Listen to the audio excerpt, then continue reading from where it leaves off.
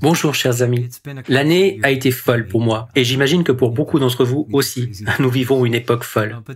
Mais depuis un an, les choses se sont accélérées et voilà que je me retrouve à devoir lutter contre un projet d'éolienne industrielle qui doit voir le jour juste derrière notre maison et celle de tous mes voisins ici, dans la tranquille campagne qui borde la rivière Saskatchewan Nord, dans la province canadienne d'Alberta.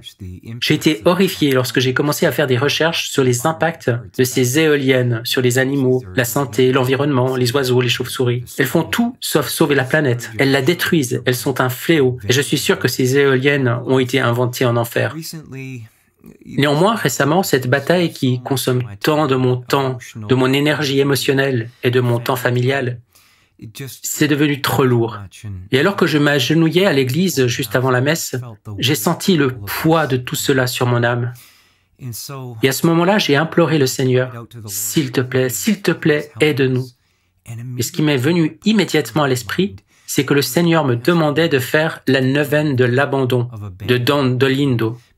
Beaucoup d'entre vous connaissent déjà cette neuvaine, certainement. Il s'agit d'une neuvaine de 9 jours, donc, au cours de laquelle vous vous adressez à Jésus pour vous abandonner complètement à lui, dans la confiance qu'il va s'occuper de tout. C'est une neuvaine puissante et j'en ai déjà fait l'expérience dans mon mariage et dans ma vie. Mais cette fois, quand j'ai atteint le 4e jour, cette semaine, cette phrase m'a vraiment scotché. Elle dit, si tu vois le mal grandir, au lieu de s'affaiblir, ne t'inquiète pas. Ferme les yeux et dis-moi avec foi que ta volonté soit faite. Toi, prends soin de tout. C'est Jésus qui parle, bien sûr. Il dit, prie que ta volonté soit faite. Toi, prends soin de tout.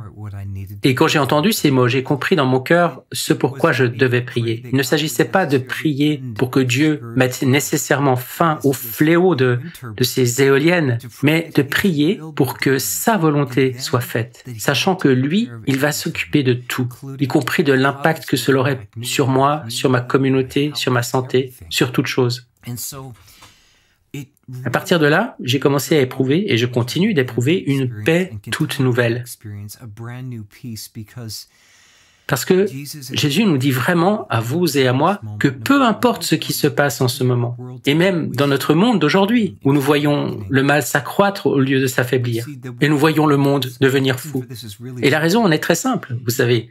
Toutes choses tiennent ensemble dans le Christ, nous dit l'Écriture. Mais lorsque vous retirez le Christ, tout commence à s'effondrer.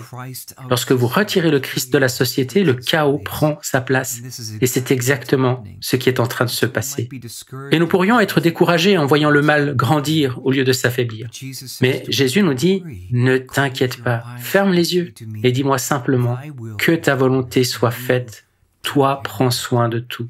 Ce que le Seigneur nous dit vraiment, c'est de ne pas chercher à forcer le résultat. Parce que moi, dit le Seigneur, je suis le divin médecin et je sais ce qui doit être fait, ce qui est le meilleur pour votre âme, le meilleur dans la grande perspective des choses. Et franchement, mes frères et sœurs, cela signifie que le résultat, le fruit de nos efforts, de nos combats, ne sera pas forcément ce qu'on pense qu'il devrait être. Le résultat pourrait être complètement différent. Mais lorsque nous nous en remettons au Seigneur et que nous acceptons sa volonté, comme Jésus l'a fait, en disant « La volonté de mon Père est ma nourriture ». Pas sa volonté dans son humanité, mais celle de son Père. Alors, ces résultats, ces fruits, même amers, deviennent nourriture pour nous. Ils deviennent une nourriture divine qui nous transforme d'une manière totalement imprévue par nous-mêmes quand nous sommes encore dans l'épreuve.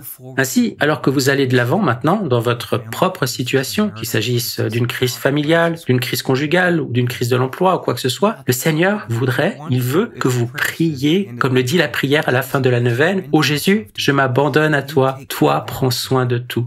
Ou comme une autre traduction de l'italien, « Ô Jésus, je m'abandonne à toi, c'est à toi d'y penser ». Jésus nous dit, ne forcez pas le résultat. Même si c'est ok de prier et de me demander tel ou tel résultat, telle ou telle chose, je voudrais que vous priez avec une intention plus grande encore, en me disant que ta volonté soit faite, de la manière que toi tu juges appropriée, Seigneur, avec le résultat que toi tu estimes le meilleur. Car toi, Seigneur, tu vas t'occuper de tout. C'est toi qui prends soin de la situation dans mon cœur, de l'impact que cela aura sur moi et sur ma famille. Et nous avons confiance, Seigneur, qu'en nous abandonnant à toi, tu t'occuperas de tout pour nous. C'est vraiment la prière de Gethsémani, lorsque Jésus a dit « Père, non pas ma volonté, mais la tienne, que la tienne soit faite. » Et effectivement, le douloureux calice de Jésus ne lui a pas été retiré. Il est allé jusqu'à la crucifixion. Mais le résultat, le fruit de la passion a été spectaculaire. La résurrection et le salut éternel pour tous ceux qui mettent leur foi en Jésus-Christ. Voilà le genre de résultat que Dieu veut pour nous. Des miracles divins, si nous le laissons faire. Alors, quelle que soit votre situation aujourd'hui, c'est le moment de dire « D'accord, Seigneur, quel que soit le résultat, que ta volonté soit faite. C'est à toi d'y penser, tu t'occupes de tout. Je vous aime, mes lecteurs, je vous aime tous. Priez pour moi et que Dieu vous bénisse et vous accorde un joyeux Noël. Nous nous reverrons bientôt.